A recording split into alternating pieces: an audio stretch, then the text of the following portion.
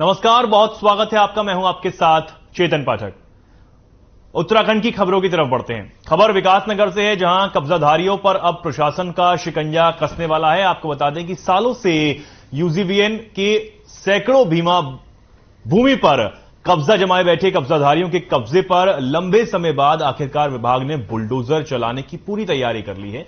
उक्त परियोजना क्षेत्र में पहले यह भूमि सिंचाई विभाग के अधीन रही, लेकिन जब उत्तराखंड जल विद्युत नगर निगम अस्तित्व में आया तब यह भूमि उसको हस्तांतरित कर दी गई।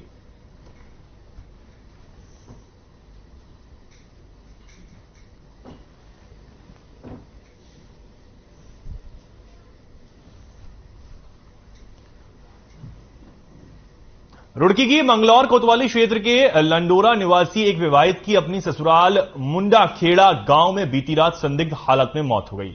सूचना पर पहुंची पुलिस ने आशु नाम की विवाहित के शव को पोस्टमार्टम के लिए सिविल अस्पताल रुड़की भेज दिया है।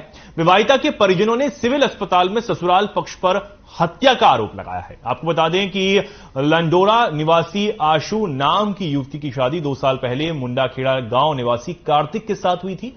आशु कुछ दिन पहले अपने मायके में आई थी, जिसके बाद 6 मार्च को उसका पति कार्तिक आशु को अपने साथ ले गया था, जिसके बाद बीती रात आशु की संदिग्ध हालत में मौत हो गई। परिजनों का अब आरोप यह है कि ससुराल पक्ष ने आशु की हत्या की है। परिजनों का कहना है कि ससुराल पक्ष दहेज की मांग करता रहता था। उनका कहना है कि ससुराल पक्ष ने उन्हें आशु की मौत की सूचना भी नहीं दी। आशु की मौत की सूचना भी उन्हें कहीं और से मिली है।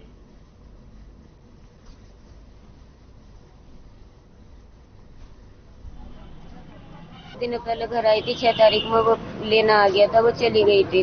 अच्छा। फिर रात उसने मेरे पास फोन करा कि मम्मी है ना, मैं कल को आऊंगी। और मम्मी मुझे तो पता भी नहीं चला था मेरी बच्ची के साथ में क्या करा क्या नहीं करा, मुझे तो पता भी। मेरे पास किसी ने फोन भी नहीं करा कि हाँ ऐसा हो गया। मेरी मम्मी आई देहरादून से, मम्मी हर के पास किसी ने फोन करा होगा, इन्हें पता चला, मम्मी ही आई। फिर मम्मी मुझे लेना गई लंढोरे से, जब मुझे पता चला कि मेरी बच्ची के साथ में ऐसा कर दिया। काशीपुर में बीते रोज रंगों के पर्व होली का त्यौहार धूमधाम से मनाया गया, जहां बीती शाम श्री रामलीला मैदान में भजन संध्या का आयोजन किया गया। देर रात तक चली भजन संध्या में सैकड़ों की संख्या में लोग यहां पहुंचे। इस दौरान गजल गायक प्रभाकर जोशी ने भाव विभोर और भक्ति में मगन होकर भजन गाए।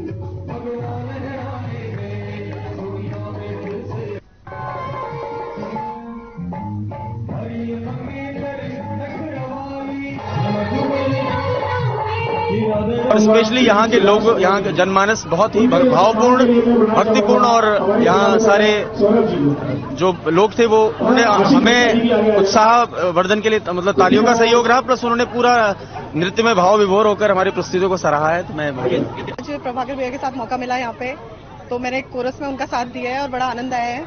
लोगों ने भी बड़ा अच्छा सहयोग किया है और इस काशीपुर पे आके काफी अच्छा लगा। अंतर्राष्ट्रीय महिला दिवस है, सभी महिलाओं को अंतर्राष्ट्रीय। देखिए, मेरे हिसाब से बहुत ज्यादा जरूरी है, क्योंकि हम अपने कल्चर को नहीं भूल सकते हैं। जिस जगह से हम उठे हुए हैं उसको हम भुला नहीं सकते हैं। ठीक है, आजकल बहुत सारे ऐसे वेस्टर्न जो है हमारे उस पर हावी हो रहा है। लोगों को जो रुचि उत्पन्न करती है और आनंद विभोर होकर लोग यहाँ से वापस जाते हैं। ऐसे पारिवारिक होली मिलन और इस मेले में जो भारत विकास परिषद के द्वारा आयोजित किया जाता है, इस वर्ष और कुमाऊं के प्रसिद्ध गायक, गजल और भजन जो गायक हैं, ऐसे श्रीमान प्रभाकर जोशी जी अपनी टीम के साथ और यहाँ इस कार्यक्रम में आए हैं और उनके द्वारा आज गजल और भजन गायकों का कार्यक्रम चल रहा है।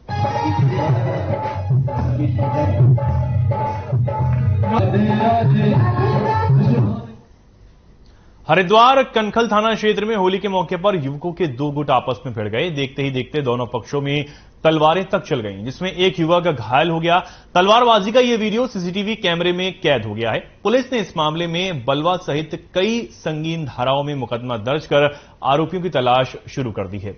एसपी सिटी स्वतंत्र कुमार का कहना है कि कल होली के मौके पर कनखल थाना क्षेत्र के जगतीपुर में कार की पार्किंग को लेकर 2 पक्षों में विवाद हुआ था। एक पक्ष के द्वारा तलवार लहराई गई, जिसमें दूसरे पक्ष के अंकित नाम के व्यक्ति को चोट आई है।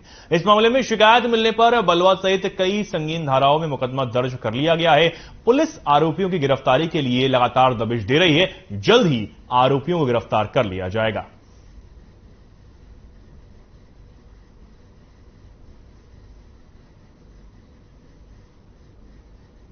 जीतपुर का मामला है। वहां पे कार की पार्किंग को लेके दो पक्षों में विवाद हुआ था और एक पक्ष द्वारा तलवार निकाल के और लहराया गया, जिसमें दूसरे पक्ष के अंकित सैनी को चोट आई है उसकी उंगली में। उनके द्वारा एक तहरीर दी गई थी जिसमें बलवा और अन्य सुसंगत धाराओं में मुकदमा पंजीकृत कर लिया गया है। हमारी टीम इनके घरों पर दबिश दे रही है और जो भी संभावित ठिकाने वहां पे दबिश दे रही है। जल्द ही इनको पकड़ लिया जाए। उसमें एक अंकित सैनी घायल हुए और जो एक्यूज पक्ष है उसमें 4-5 लोग थे।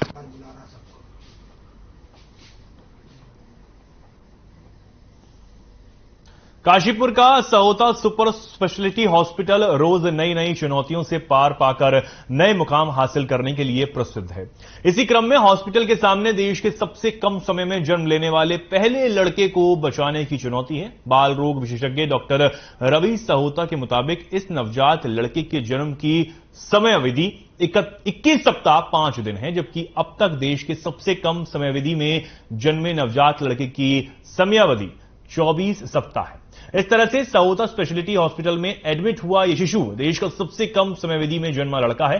हॉस्पिटल में इलाज के लिए लाया गया यह नवजात लड़का बीते रोज उत्तर प्रदेश के रामपुर से लाया गया है। इसका वजन 400 ग्राम है, जबकि इसकी लंबाई 27 सेंटीमीटर है। साथ ही उन्होंने यह भी बताया कि इस बच्चे को बचाने के लिए इसे 90 से 95 दिनों तक एनआईसीयू में रखना होगा, जिससे कि उच्च स्तर की एनआईसीयू की जरूरत होगी।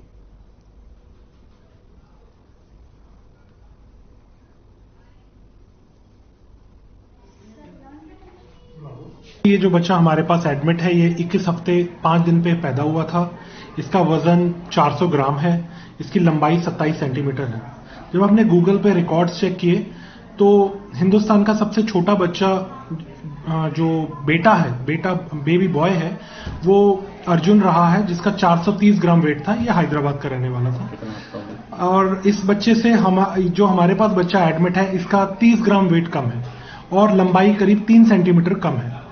हिंदुस्तान के लिहाज से अगर बात की जाए तो जो स्मॉलेस्ट बच्चा है वो शिवान्या है, जो 375 ग्राम पे हुई थी।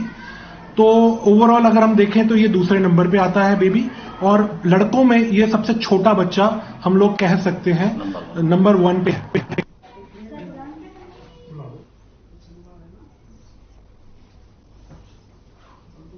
खबर देहरादून से है, जहां धामी सरकार ने जोशीमठ के लिए केंद्र सरकार से आर्थिक पैकेज मांगा है। आपको बता दें कि प्रदेश सरकार ने केंद्र से 2000 करोड़ रुपए के आर्थिक पैकेज की मांग की है। आर्थिक पैकेज का अनुमानित प्रस्ताव केंद्र को भेज दिया गया है। साथ ही जोशीमठ आपदा प्रभावित क्षेत्र के उपचार और प्रभावित लोगों के पुनर्वास के लिए भी मदद मांगी गई है। ये लगभग 2000 करोड़ की डिमांड भेजी हुई है सचिव आपदा प्रबंधन के द्वारा, और 1000 करोड़ की हमने बजट प्रोविजन रखा है। लेकिन ये डिपेंड करेगा कि गवर्नमेंट ऑफ इंडिया किस धनराशि पर सहमत होते हैं। लेकिन हमने 1000 करोड़ की बजट प्रोविजन ऑलरेडी कर चुके हैं, और यदि इससे ज्यादा धनराशि स्वीकृत हो जाती है तो फिर उसको कंटीजेंसी से मिटाना पड़ेगा।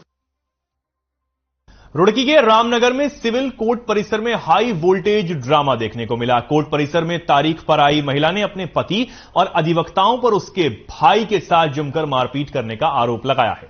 आपको बता दें कि ठिठकी गांव की महिला का अपने पति के साथ सिविल कोर्ट रामनगर में विवाद चल रहा है। महिला अपने भाई के साथ न्यायालय में तारीख पर पहुंची थी और काउंसलिंग के दौरान पति ने महिला को अपने साथ ले जाने से मना कर दिया। महिला का आरोप है कि न्यायालय परिसर में उसके पति और पति के अधिवक्ता ने महिला और उसके भाई के साथ जमकर मारपीट की है, जिसके बाद वो जान बचाकर किसी तरह मौके से भाग गई। महिला ने शासन प्रशासन से न्याय की गुहार लगाई है। वहीं इस पूरे प्रकरण पर रुड़की एडवोकेट एसोसिएशन के सचिव अनित चौधरी ने महिला पक्ष के द्वारा लगाए गए सभी आरोपों को नकारते हुए बेबुनियाद बताया है।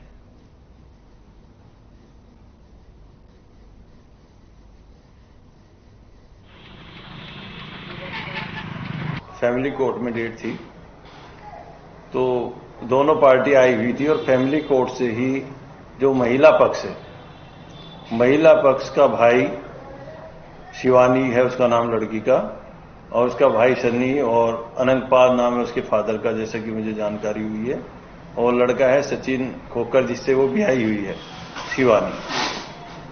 तो इनमें कोई पैसों का लेन देन हो गया था, 9-10 लाख रुपए का लेन देन होकर कोई कॉम्प्रोमाइज की बात हुई थी।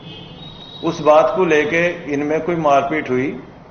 शिवानी और उसके भाई और अनंतपाल ने उस लड़के को वहीं से कोर्ट के बाहर से ही मारना शुरू कर दिया। मैं कॉल्सिंग करने के लिए आई थी, मेरी तारीख थी आज यहाँ पे अपने पति के साथ हस्बैंड पे। हमारी कॉल्सिंग चल रही थी, उसने मुझसे मना कर दिया कि मैं तुम्हें ले जाना नहीं चाहता। फिर उससे बाहर आते उसने मेरे भाई पे हाथ उठाने शुरू कर दिए, बहुत पिटाई की। फिर उसने यहाँ वकील सारे इकट्ठे हो गए, इन वकीलों ने इकट्ठे होकर हमारा पूरा बजाया। हमारे वकील का चैम्बर भी तोड़ दिया, डंडा रख रखा था उससे बजाया। उसके साथ में एक मोटा सा वकील था, उसने मेरे घेर के सड़क पे मेरे साथ में बदतमीजी की है, मेरे मुंह पे लात बजाई, पेट में लात बजाई, मेरे साथ रेप करने की भी कोशिश की। मेरी बहन का केस चल रहा है यहीं से और हम तारीख पाए थे और वे मुजफ्फरनगर के रहने वाले हैं और उनका वकील है मेदारती मलिक। उसने उनके साथ मिलकर हमारे पर हमला करा है और हम तो वहां से जान बचाया कर अपने चैम्बर में भी भाग गए थे। चैम्बर का गेट का तोड़ दिया है और तोड़ कर जब हम बाहर काट कर बहुत बुरी तरह मेरे साथ मारपीट है।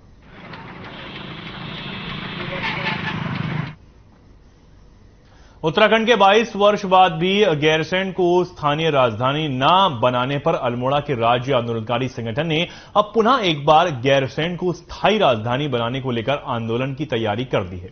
इसको लेकर आंदोलनकारियों ने एक रथ की शुरुआत की। इस दौरान आंदोलनकारी संगठन के अध्यक्ष ब्रह्मानंद डालाकोटी ने कहा कि आज 22 साल बाद भी राज्य की दशा व दिशा दोनों वही है। साथ ही उन्होंने कहा कि बेरोजगारी के साथ राजधानी का मसला राज्य की सरकारें तय करने में विफल हैं।